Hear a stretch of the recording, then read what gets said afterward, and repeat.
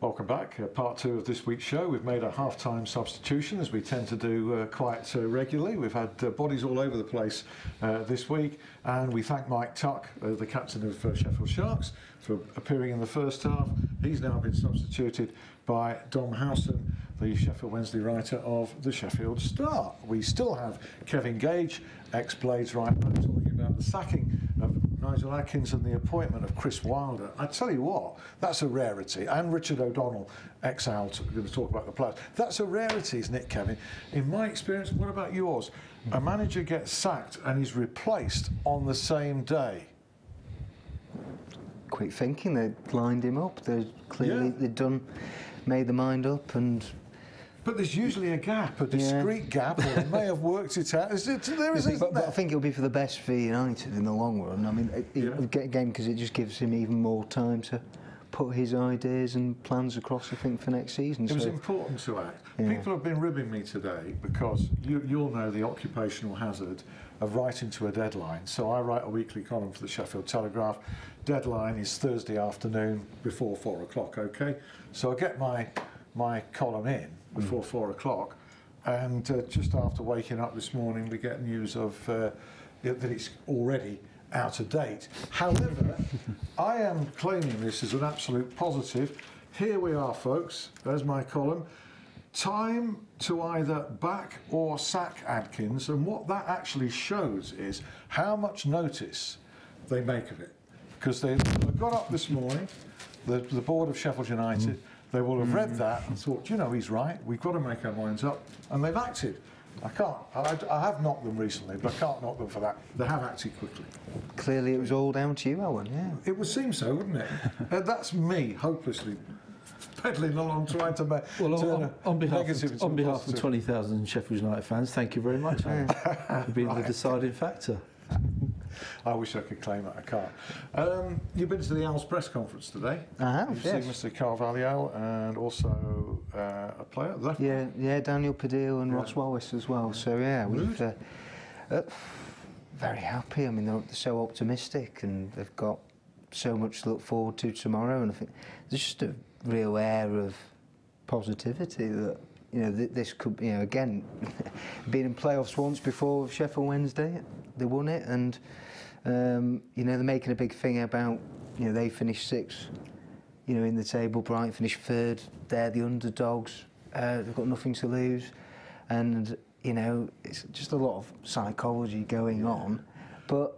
You know, you can understand why they're doing it, but you know, you look at it and things just seem to be falling into place quite nicely, because you know, Wednesday've got no injuries, you know, fully fit squad going into it.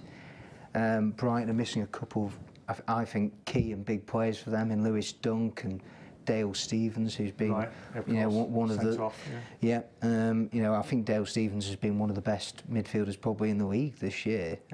So again, just when you add everything together, and then you know that there's going to be close to 35,000 fans at Hillsborough tomorrow. I just think that if they can get a lead in the first leg, that could be crucial. And that could make the difference. Do you find yourself fighting optimism, as I did when I was writing the column this week? Because I was thinking, this is, from a poor tipster like me, this is not what people want to read or hear, that I'm backing Wednesday in the playoffs. But of course, the alternative view is not going to go down very well either, is it? And genuinely, I don't know about you, genuinely, I feel really optimistic for them. What do you think, Richard? Yeah, definitely do. I think obviously this season they've been playing some really good, attractive football, and I don't think there's too much in the teams, to be honest.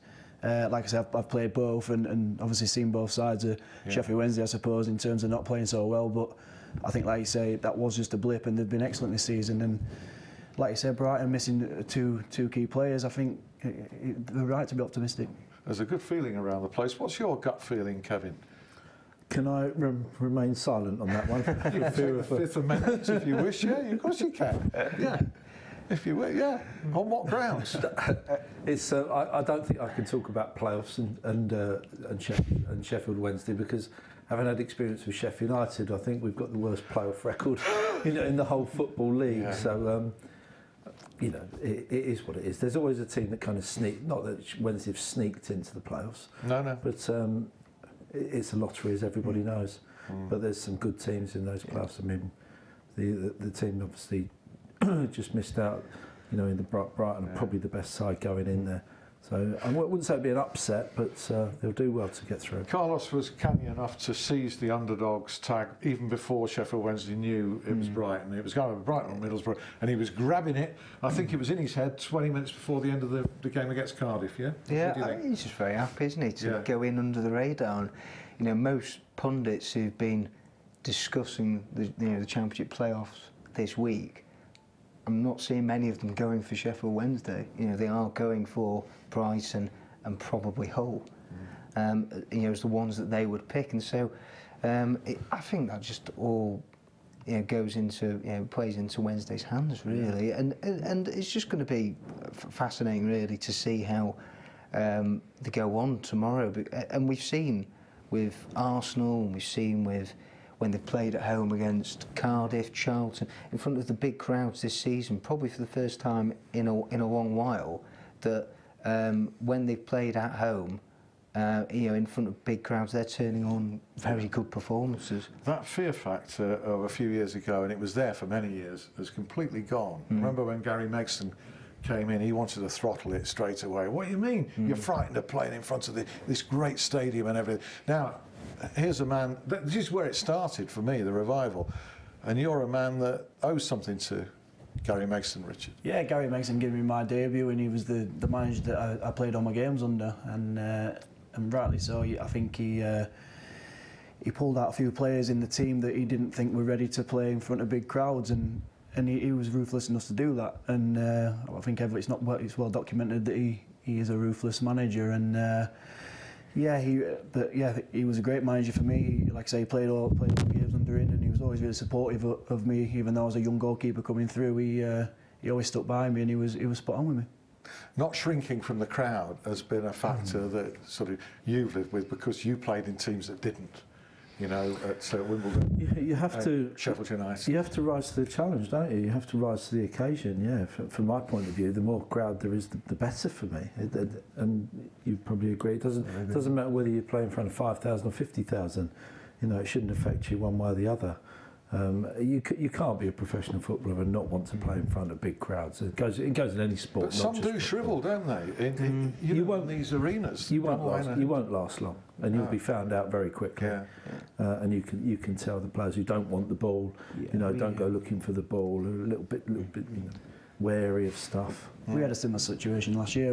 At Walsall, we obviously at the time were playing in front of 3,500 at home, and then we got to Wembley, Johnson's Paint final, and there were 73,000 people there, and obviously the difference is unbelievable. And on the day, as a team, I suppose, you can't pick out individuals, but as a team, we sort of froze in that occasion. And you can kind of understand that though, because it's just such a jarring thing, isn't it, to go from one extreme to the other. But I mean, from my point of view, I loved it. I loved the whole thing, and I enjoyed. I wanted to carry on playing in front of them crowds. So I think you have to have that mentality as well.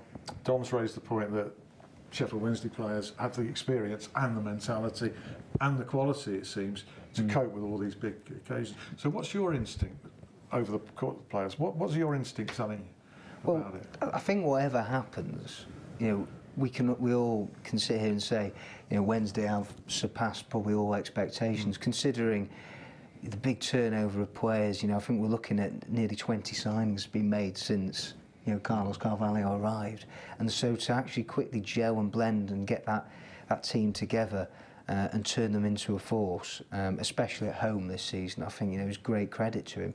And you can't escape that they will be the underdogs tomorrow, because Brighton have had a fantastic season. I think they're 14 matches unbeaten, that 89 points in most years would have taken them up automatically. Says they're a better team, or suggests they're a better team. But consistently they've churned out the results. But this is it, as we've seen. I think this is why Wednesday fans are particularly excited at the prospect of what they could do in these playoffs, because they've seen in the big games that this team are delivering. Is there a sense in which both head coach and chairman at Wednesday feel they could have actually done even better? this year. Oh yeah, definitely. I mean, Carlos Carvalho keeps regularly pointing out to the press that there was that period in February where they had a very good run, and then he always believes that one of the the turning points was that Preston game where this is the first one where Fernando Forestieri was sent off,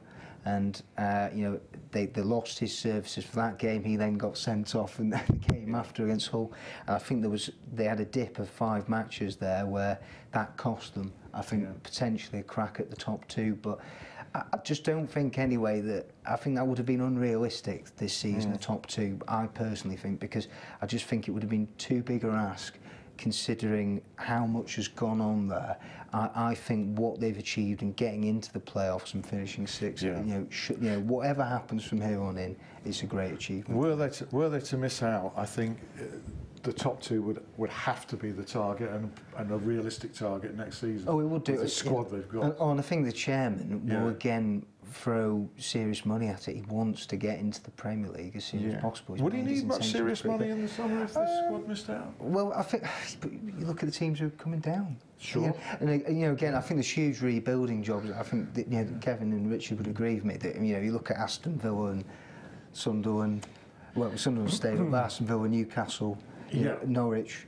But again, they will have parachute payments, and again, so they will be able to rebuild and strengthen. Fair point. So it won't make life easy for Wednesday. But the base is already there, though, which I think is the key. And so it would only just be, I think, some fine tuning that they need. I think to if they miss out, to go for top 2 next year. So I look at goalkeeping position, because that's one position where Sheffield Wednesday have been especially strong this year. Who are Kieran Westwood or Joe Wildsmith. What's your professional opinion on those 2 then, Richard? I think Kieran Westwood on his day, injury-free, is one of the best in the league. Great distributor of the ball, makes some unbelievable saves, and I think he's just been unfortunate this year that he's had so many little niggly injuries. I mean, he was down to start against us at the game at our place, and then came in for the warm-up, and Joe ended up starting the game, and I suppose little things like that don't help your preparations for the game as well. But certainly, if he can stay injury-free, he's shown how good he can be. I find it odd that he's not really involved internationally, to be totally honest, because I think he's definitely in the top 3 Ireland keepers. He's a Premier League goalkeeper, really, isn't he? And hopefully will be next season. Yeah, I think if it happened and Sheffield Wednesday went up, they wouldn't have to worry about the goalkeeping department, certainly. And would help him with his international cause as well. Yeah, definitely. Joe Wildsmith? Joe, I had the pleasure of coaching Joe, actually, when I was at Sheffield Wednesday. I did a bit of coaching under when Billy Mercer was a goalie coach. I was working on my coaching badges, and actually came back at night and took Joe a few times, and then obviously since then he's come through the academy and done extremely well. Did well against us again when we played, although he let 4 goals in. He wasn't at fault for any. The thing is about Joe is, for his age, he looked so calm and assured under pressure. Like, say, he played against Arsenal, and it looked like he'd played 100, 200 games before that. He just looked so calm and assured, and that's something that's, for a young goalkeeper's, unbelievable to have, really. He was a late stand-in for that game at Bristol City, wasn't he? Yeah, he was. Yeah, very late, actually. As Rich said, Kieran Westwood was due to start. But what was that like for you, though? Obviously playing against your old club, but getting that result. Yeah, it was the first time that I'd played against them since I left, and it was surreal, really. I mean, the club's totally changed since I left. The owners, the management, and the investment is far beyond what was there when I was there. And there was only Joe and Liam Palmer who were still there when I was there, to be honest. So it wasn't like playing against a lot of your old teammates, but it was it was great for me to play in front of the Wednesday fans again, and I suppose not prove a point as such, but just to play in front of them again and play against the club you support as a boy it was fantastic. And obviously it doesn't beat actually playing for them, but like I say, it's been a long time since, it seems a long time since I left there now. Did you ever entertain the hope that you might eventually get back there? Yeah, I think so. I would never say I wouldn't go back there in terms of I could get there. I think I've gone the long way around in trying to get there, but I think, like I say, I'm looking forward now and trying to build on what I've achieved over the last couple of years, especially. And I mean, if I could get back, if there's a chance I could ever go back there, it's obviously something I wouldn't wouldn't pass up. Let's go back now to events to the other side of the city, because it's been a really busy day. Sacking of Nigel Adkins, the appointment of Chris Wilder. One of the most common questions I've been asked on Twitter today, having been, have had Neil Warnock thrown at me on there day after day before, in the lead up to the sacking, how much people would like to have him back. With Chris Wilder coming in, people are saying, what about Dave Bassett as technical director, director of football, some kind of place? And it does make a lot of sense within that management. Now, you know Dave very, very well. What do you think of that suggestion? I think it's a good suggestion. I think if Dave was 10 years younger, maybe, and I'm not disrespectful to him, but I think he's winding down a bit now, like much as he likes to keep involved. I think there's obviously got to be some kind of relationship between the director of football and the chairman, and I'm not sure how Dave Bassett fits into that board role there, but as the go-between. Some kind of consultancy, because he was involved with Mickey Adams, wasn't he, for a time? It didn't work out. He was, yeah, for a short period, yeah. Again, it's the relationship between the chairman, the directors, and the director of football through to the manager. Now, I do know that Chris Wilder thinks the world of Dave Bassett. Obviously, he was very successful in the late 80s, early 90s with Dave. He was his right back for a couple of years and had tremendous success. And Chris has also used Dave to go into the clubs he's been to as well. He was in the dressing room, I think it was Oxford, in one of the playoff finals. Right. And he was galvanising the team and giving a motivational speech to the team. So I think he likes his input at the right times, and I'm sure he's asked his advice over the years about many different things. Yeah. I don't think he probably needs a director of football, to be honest. I must be honest. It's a phrase that's crept into football in the last 5-10 years, and I think Chris will be his own man with his own signings and his own ideas. And sure, he'll ask opinions of people in the game he trusts, not just Dave Bassett, but other people he's come across in his extensive managerial career. And I don't think he needs someone just above him as that go-between. No, what Sheffield United do appear to need is a chief executive, because they just haven't had one for most of the season. That's a role. It's a crucial role, yeah. There are various boardroom people in place who fulfil different functions. There's a well-documented technical board. What do you think of that technical board? I've no idea kind of what it is, to be honest. I must be honest. There's probably analysts and there's scouts, and it's probably just a group of people getting things together. It was put in place as a safeguard because they felt Nigel Clough had brought too many players on board as a filter. But it can get in the way of a manager expediting what he wants to do. The manager has to always have the final say about what players he wants to sign. He'll have his own scouts around the country. He'll have his own ideas about the type of players he wants. Hopefully. So I don't quite understand what a technical board is going to bring to the party. Normally, hopefully, Chris Wilder would have, in a strong position, being pursued, may have been able to iron out some of these wrinkles, because he's not unaware of the politics at Sheffield United. He goes to some games. He knows pretty well what the picture is there. Yeah. I'd like to think he would be given a free hand to get his own players in. I think it's more about the style that Chris Wilder's going to bring to Sheffield United, and I think you touched on it earlier. It's about the ethos of the club. This is Sheffield, Steel City, and I think the only success we've had in the last generation, 25, 30 years, has been with managers who've portrayed like that robust, strong, forceful kind of style of football. And it's not nothing to do with long ball or anything like that. It's a state of mind, and I think the team has to kind of reflect the city and the fans and the atmosphere that's generated at Sheffield United. As they did under Dave Bassett and Neil Warnock. Yeah, those were they're the two we're talking about. Yeah. What about the size of Sheffield United as a club? I mean, nobody's saying that Chris Wilder isn't well prepared, because he is. Nobody could have done a more thorough apprenticeship and been very successful. But he's going now to. It's not an Oxford or a Northampton. It's not a Halifax or whatever where he started. It's a really big jump, isn't it? Really.